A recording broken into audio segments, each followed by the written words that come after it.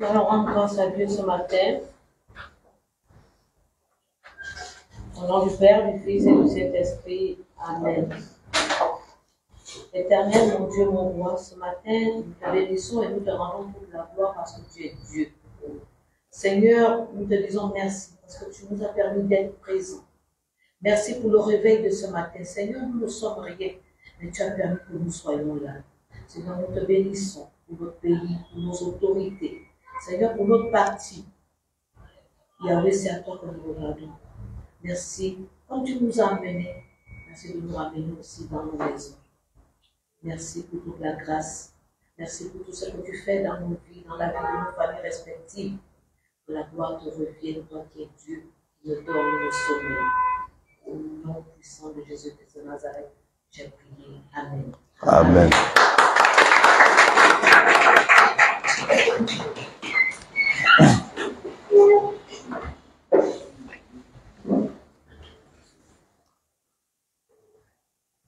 Déclaration.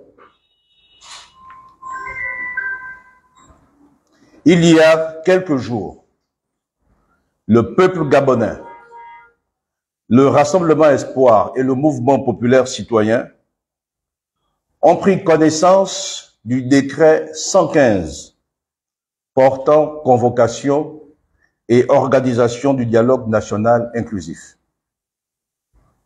À notre grand étonnement, il nous a été donné de constater à la lecture du dit décret que les dispositions des articles 4, 10 et 11, pour ne citer que ceux-là,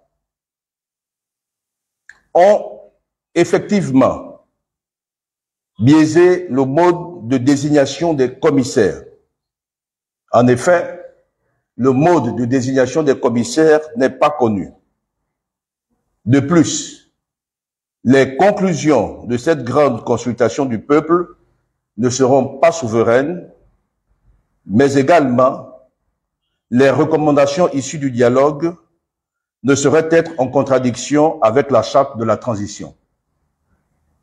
De notre humble avis, de telles dispositions vident le dialogue national de toute substance et en font un rendez-vous non inclusif. Depuis le 2 septembre dernier, le Rassemblement Espoir, de même que le Mouvement populaire citoyen, en abrégé MPC, ont apporté leur soutien au CTRI, quand bien même à ce jour aucune rencontre n'a été prévue. Cependant, il nous paraît important de tirer la sonnette d'alarme afin que, si possible, des corrections puissent se faire avant le 2 avril. Nous profitons de la présente tribune pour rappeler que le dialogue étant national, il devrait être ouvert à tous les partis politiques, y compris ceux en attente de légalisation, ainsi qu'à l'ensemble du peuple gabonais. Enfin, le Rassemblement Espoir et le MPC, Mouvement populaire citoyen, constatent pour le déplorer qu'à ce jour, aucun monument des martyrs de 2016 et même de 2009 n'a été fait. L'inauguration d'un tel monument eût été un symbole fort à l'ouverture du dialogue en avril prochain. En vous réaffirmant, Monsieur le Président de la Transition, le soutien du Rassemblement Espoir, nous prions Dieu Tout-Puissant d'éclairer le CTRI et que Dieu protège le peuple gabonais. Je vous remercie.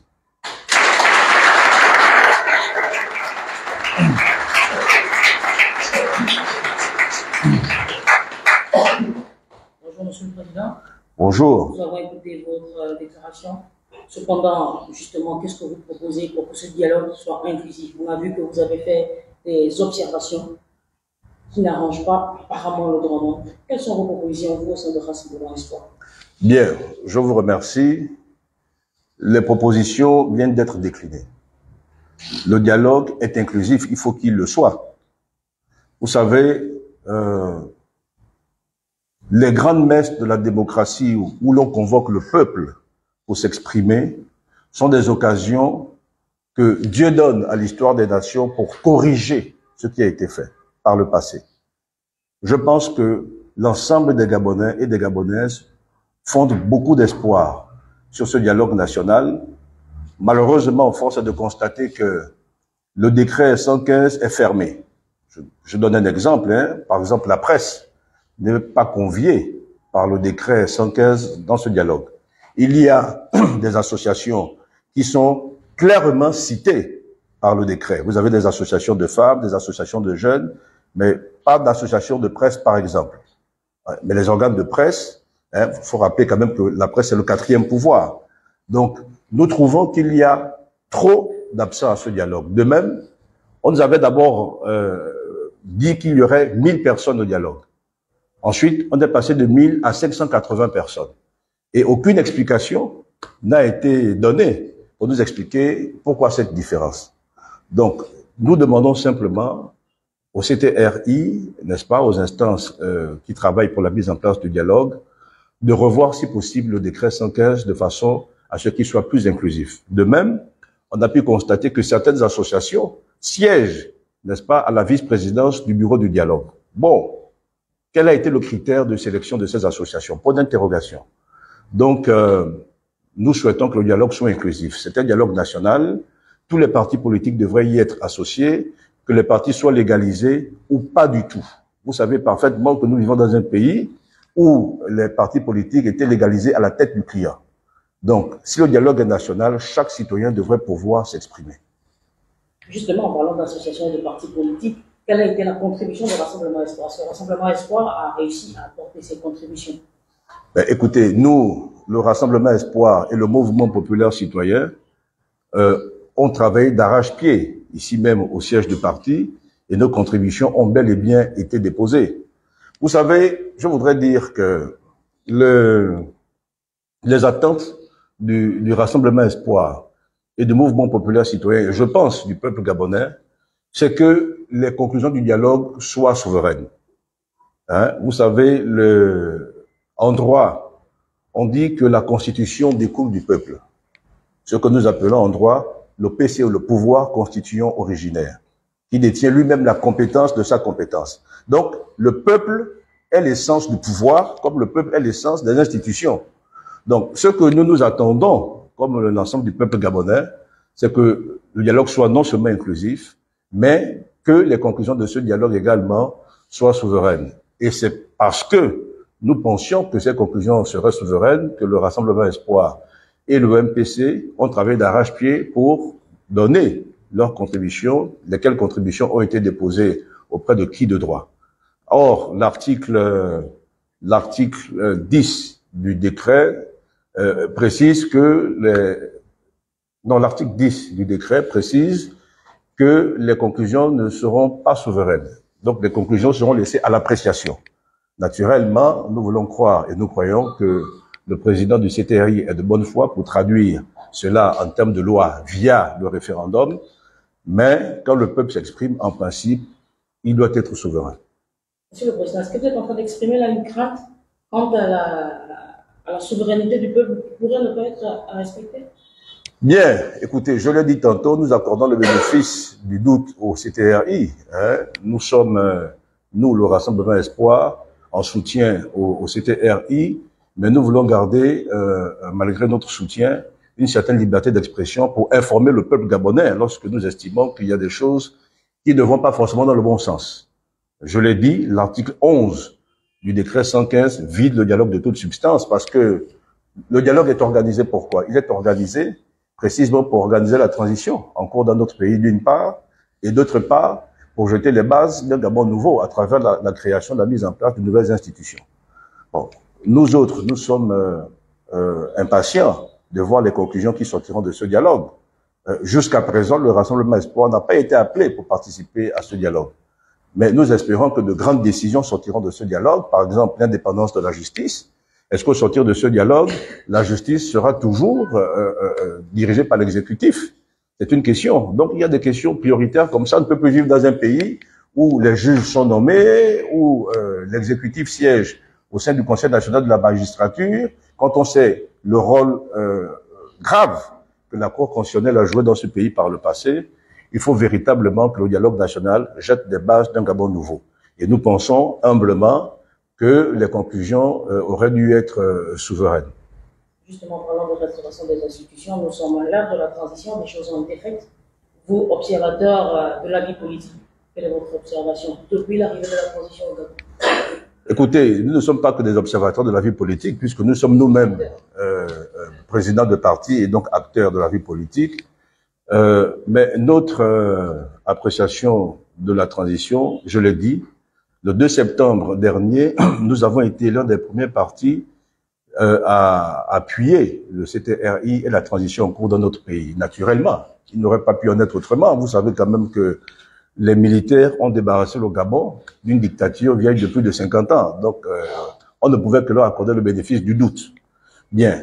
Une fois que ça a été dit, il faut relever qu'il y a des actions qui ont été faites. Hein? On l'a déjà dit, lorsque nous avons fait les 100 jours du CTRI, le Rassemblement Espoir a fait un écrit pour effectivement relever tous les points positifs accomplis par le CTRI. Je ne vais pas revenir ici dessus, mais il faut reconnaître également que tout n'est pas parfait.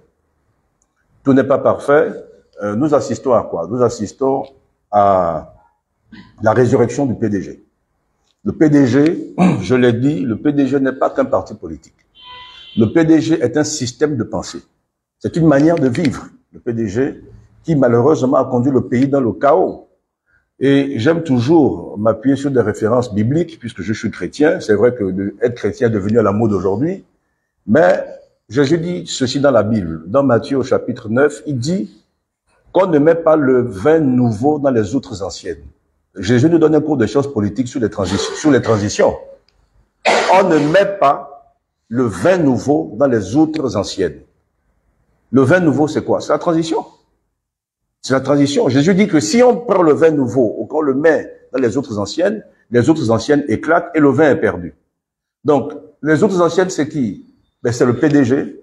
C'est les anciennes mentalités, la mentalité de l'argent, la mentalité égoïste où on pense qu'on doit s'accaparer de tout pour ses enfants, tout pour soi-même. Et puis quand on s'en va, on laisse un enfant à la place et ainsi de suite. Et c'est comme ça qu'au Gabon, on a mis en place des bourgeoisies politiques, des bourgeoisies familiales. C'est pour ça que dans le Rassemblement Espoir, le fondement de notre pensée politique est le Gabon doit être une chance pour tous, aussi bien pour l'enfant de Kingele, d'Aveya, de Venevois, de Nzayon, etc., etc.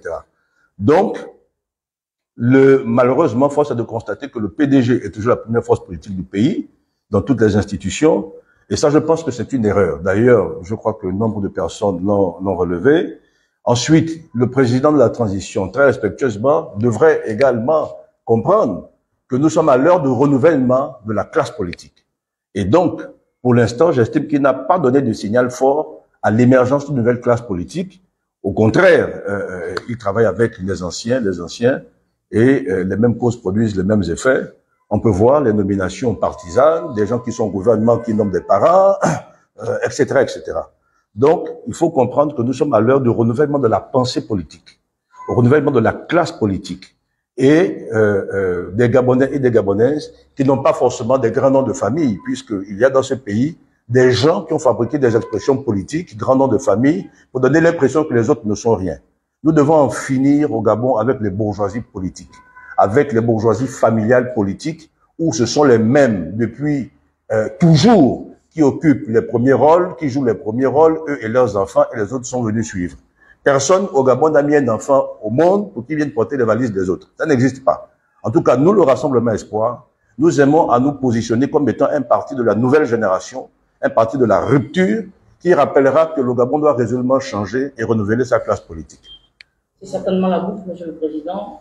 Le Rassemblement Espoir renouvelle son vœu de toujours accompagner le CTRI. Oui, c'est-à-dire que je l'ai dit, hein, notre attachement est d'abord un attachement au peuple gabonais. Il faut le savoir. Notre attachement est d'abord un attachement au peuple gabonais. Nous estimons que le CTRI lui-même est un serviteur du peuple gabonais. Et comme le CTRI est un serviteur du peuple gabonais, nous soutenons le CTRI. Naturellement, pour le Rassemblement Espoir et le Mouvement populaire citoyen, les intérêts du peuple gabonais passeront toujours avant les nôtres et avant les intérêts de qui que ce soit. Mais nous sommes toujours dans un soutien au CTRI. C'est d'ailleurs pour nous l'occasion pour nous de demander solennellement au président du CTRI de nous recevoir. Merci. Merci.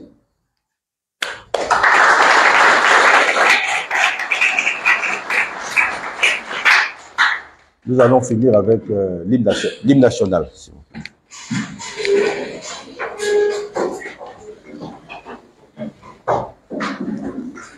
Unis dans la concorde et la fraternité, éveille-toi Gabon, une aurore se lève, encourage l'ardeur, qui vibre nous soulève.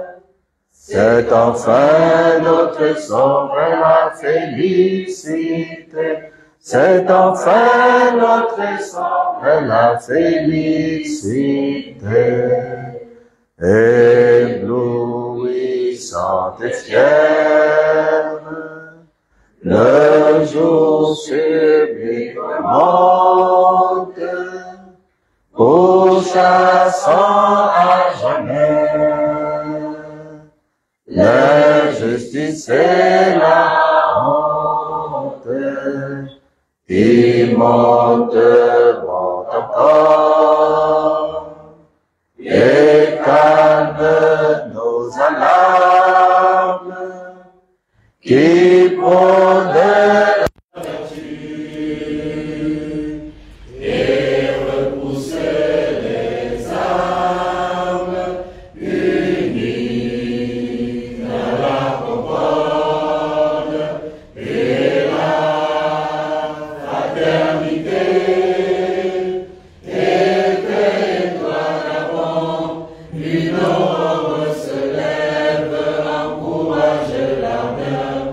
Il